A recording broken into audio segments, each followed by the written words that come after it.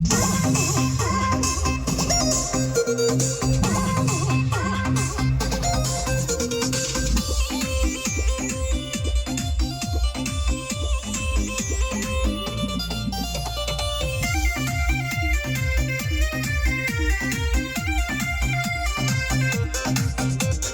पानी जवानी के ऊपर चढ़ल बटे रुपिया कमाए के उम्र पड़ल।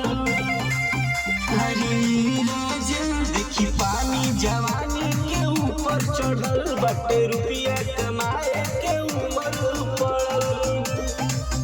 दिया सुनी हमर बात नहीं कटतावे रात गाड़ी धके बस सीधे घरे आजा।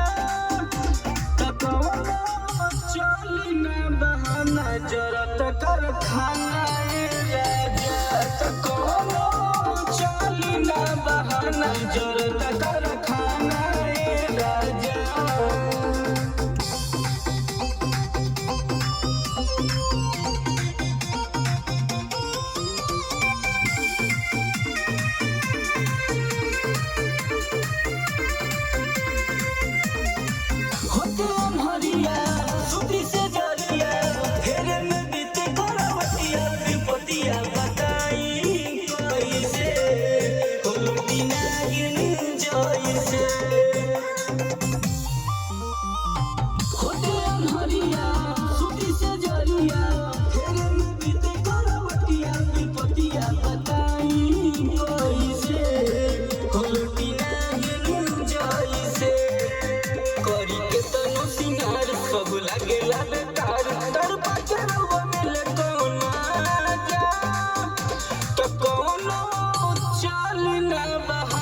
जरत कर खाना राजा।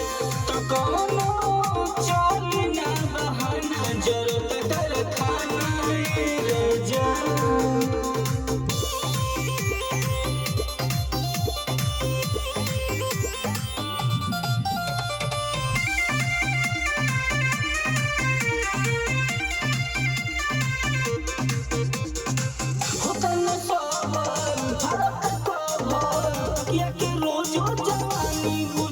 परेशानी राजा जी हो बात मानी राजा जी।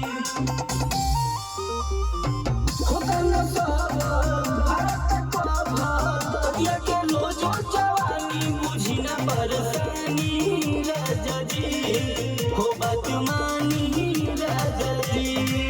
सिंगर मखना बलम दुख आके करत मुझ सदावा कुंवरा के मालटा।